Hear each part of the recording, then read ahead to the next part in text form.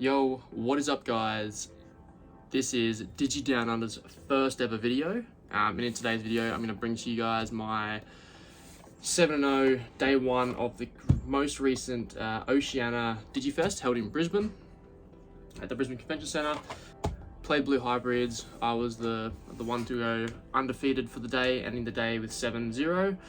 Unfortunately, didn't get it done on day two. Ended up getting knocked out round one, but still super happy with how the deck performed. So yeah, I'm gonna go through a deck profile with you guys now, and let me know what you think. We've got plenty more videos coming to you guys.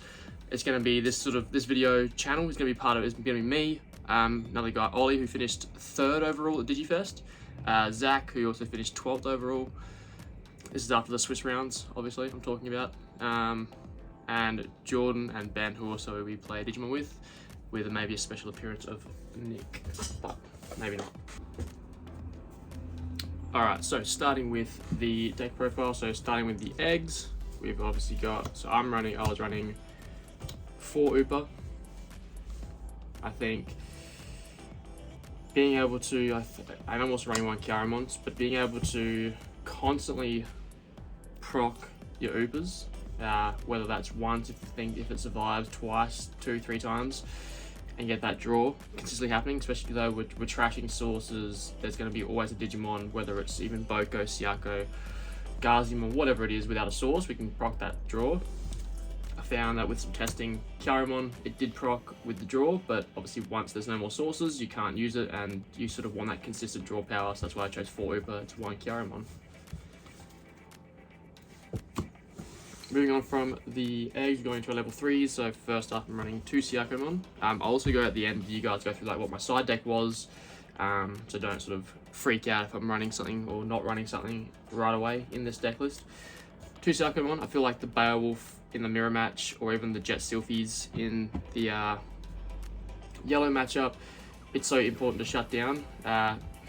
Could argue that I'm actually not running Madoki in this build.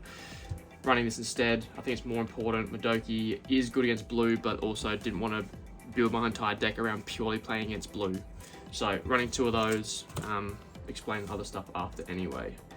Next up, I've got 3 of the BT6 Stravi, just the one that gains memory. I found that just having more level 3s that I wanted to evolve onto, or on top of, was great, especially you could even go turn 1, evolve into Stravi, and then evolve into Kumamon for 2 cost.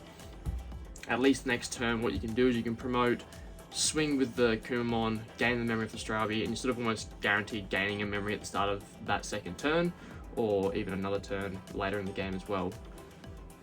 So that was just a good plus 3k. You know, you evolve, you swing it. Typically, you know, it survives to things like Madoki and a few other like flame ones and things like that. So yeah, that's the decision around that. Next up, of course, we're running 4 of the BT4 Stravi. Being able to grab a tamer and a hybrid, which just pops up all the time in this deck, is just so important. Yeah, just there for the search. Of course, I think it's a staple in every single blue hybrids deck. Next up, we're running 3 of the new BT7 Stravimon. I am running Koji in this list, hence why I am playing this. Plus, it's also just another search option for this deck. I know a lot of decks don't run it at all, but I found it did come up a lot. Searching, sometimes going for game and you need to search for just 1 hybrid because you've got, let's say, 5 memory. You play either this or this from hand. Every time I'm going to play this, I'm going to search 4 cards versus 3. If I search for 3, and then I'll be kicking myself if the 4th card is a hybrid. So I found that having this, even though you can only grab 1 Digimon or Tamer, which would be Koji, it does come up. Next up, ending our blue level 3s, we've got 3 Boko. I found you don't really need to see all 4. I think you could run 2, which I did test, but I found that some games you would miss out on the Boko, and it's similar to the Stravi. You can grab a tamer and a hybrid, making it so much valuable. And if they don't have a Madoki or a memory blocker like Gazi in play, being able to use this, if you even got 2 in play, is just so valuable. Ending on the level 3s, we're actually running 2 Nemon in the main deck. Because I'm running 4 Tommy and 2 Koji. I found if this comes up with Tamer, it is so great in that first early turn of the game as well. Being able to get 6 memory worth of resources into play is so valuable. Especially, you know, turn 1, you evolve in raising, slap Nemon down, play a Tommy or play a Koji, whatever it is. Then it means you can go turn 2, you promote, you swing, you evolve on the Tamer, you swing again. If it dies, you play it back, and then you can even swing with a Nemon. That's 3 checks turn 2. Pretty good if you ask me. Doesn't have to survive all the time. You sort of, you know, once that sort of effect procs once and you feel like it's probably either going to get stunned or going to die next turn, it's worth to swing with it, just getting another check in on board. For those who don't know me, continuing to the first video, I'm a very aggressive player. Some of the other guys, when they eventually do a video, they are less aggressive. Starting with the level 4s, for Korikaku, I think it's just a no-brainer in the blue hybrids deck. Being able to evolve on Tommy to stun, swing, stun is just ridiculous. Evolving for 1 as well on top of another level 4, you can go turns where you're stunning 4 things in 1 turn, and then if you have the Beowulf, you can recycle them as well. I think it's just an absolute redonkulous card. Next up, the last of our level 4s, Kumon. I'm running 8 level 4s. Plenty of search in the decks, you don't really need more than that. You can bump it up if you want. Side decks got a few extra cards we can add in. Kumon being able to, you know, evolve on your Tamer, or even if it's a 2-cost evolve on your Strabi. Unreal, because you can evolve, trash your source for 2, and then evolve Korikaku. Then if you want to swing, you gain the memory back, or whether if it is on a Tamer, you can obviously evolve on the Tamer for 2, trash the source. And yeah, a few little combos I'll bring up at the end as well with the Koji Tamer. Finally, running just 4 level 5, running just the Beowulf. Absolutely broken card, being able to evolve for 1 when on a Tamer. Recycle your Korikakus or your Kumamon if it means going for game. You could have, you know, if you got only 1 Kumamon in hand, but have a Beowulf as well, you can, you know, evolve, swing, recycle, go for game, like GG's. Plus being 7k, it swings over, you know, a lot of things in this meta, except other level 5s obviously, and 6s. Finally, or actually not finally, next up for our level 6s, we're running 2 Magna Garurumon. I found that a lot of time I didn't go into this unless I was almost either I needed to get rid of something off board or I was going for game and I want to be more aggressive. Mid game, sort of not going into this card. If it's in my hand, great, it's there as an option, but I found it didn't come up too much. If I was going to if I'm going to like side deck, this is probably one of the cards I will take out, but I'll go for that later. And finally, I did main deck after some testing the Susanomon. I think if someone else goes into Susanomon, gives you a bunch of memory, you can sort of go back and just get rid of theirs in the yellow matchup as well, being able to go into that, get some aggression on board, and, you know, recycle your hybrids and tamers to stop yourself from decking out is so valuable. Moving on to our tamers, we are running 3 Davis. Any more than 3 is just too much, and you don't need to see it all the time, but you do want to see it at least once per game. Setting up this, even like first turn, is ridiculously incredible. It gives you so much value. Being able to fill your hand with tamers, with hybrids, but also being able to set yourself to 3 every turn is just busted for this deck that does so much with so little memory. Enough's already said about Davis. Next up, we are running 3 Sorajos for the main deck. Again, it's a 4-cost. It is a lot to play, but once it is in play, it is just so valuable in this deck. Being able to trash sources, even being able, if they got a big stack, you can swing, tap Sorajo, trash source, guarantees you next turn. If it's a level 6 or a level 7, you're guaranteed to stun it, proc memory off of it next turn. It's ridiculous. Next on our tamer list, we have, of course, the best boy, Tommy Yumi. What's more to be said? Comes out of security against red. It stops the security attacks.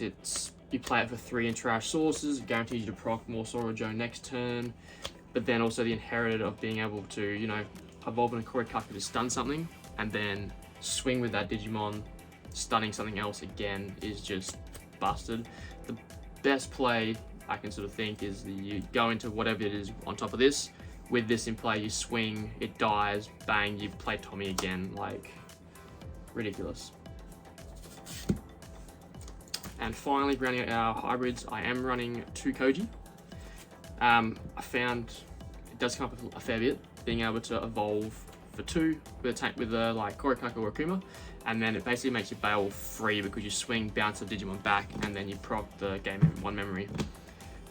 Used it once, I think, in the whole 7 rounds with the Magna effect. You sort of don't want to waste all your resources with the Magna wasting 5 hybrids just for that 1 turn, unless it is going to give you game or clear something off board.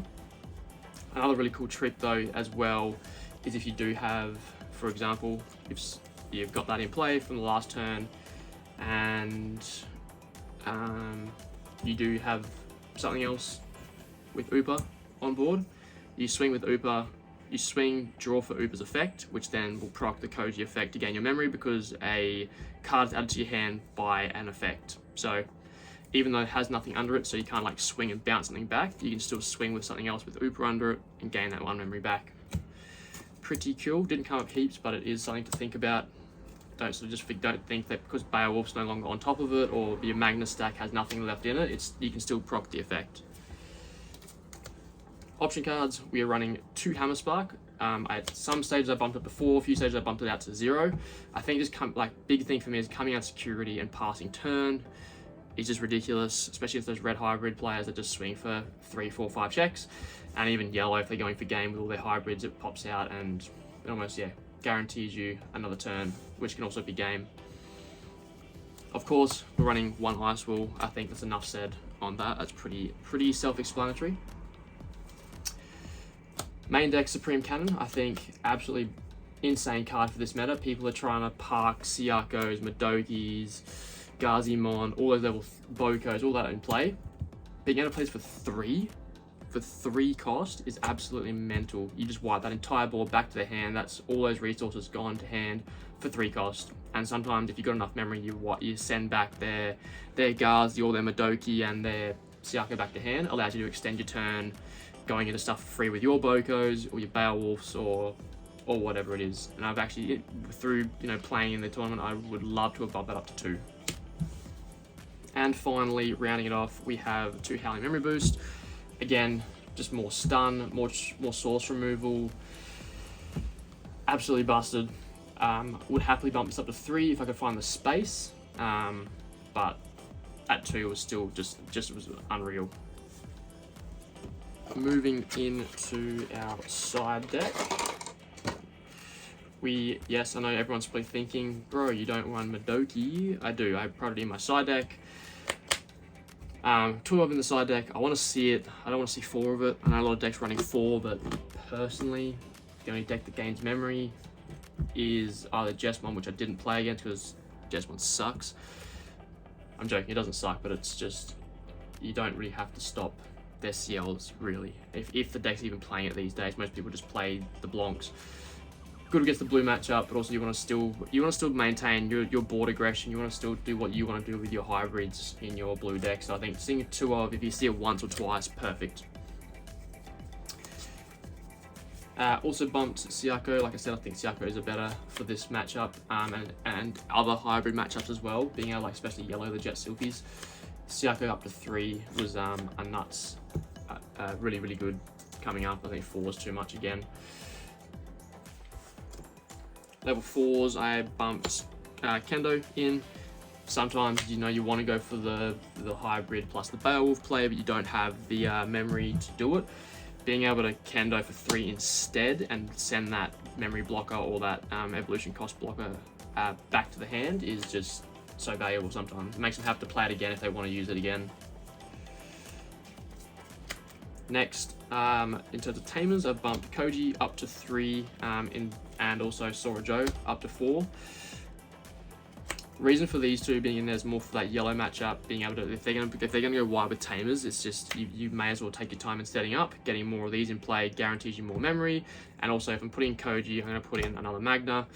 Being able to get more aggression through going into Magna sooner against the yellow matchup is crazy. 1 option card, I'm trying Forbidden Trident as 1. Again, if they have that memory block or that Gazi or whatever it is in play, you know, you've got your Strabi in play. You can swing with Strabi after playing this, bounce that block, that memory, or that evolution cost reduction blocker down, get rid of it, and then you can extend your turn even more. Didn't come up as much as I wanted it to, but I think the 1-up in the side deck is great. Next one, I'm running Meta Garurumon. Didn't come up at all because I didn't actually play any purple matchups. Being able to go into this for sometimes 1 or 2 cost if you've got enough cards in hand is great, and then being able to like swing and bottom deck Cherubimon, oh, in my head sounded absolutely unreal. Unfortunately didn't play against purple once, so didn't come up. And finally, Azulong. Yes, everyone's probably thinking you probably could just take these out and just run 2 Azulong. Could, yes, but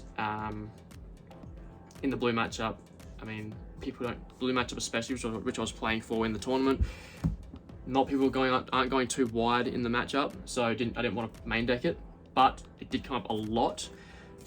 My round 1 of the top 16, I nearly won game 2 off the Azulong. Unfortunately, did bonk into something bigger than it, unfortunately, which lost me the game.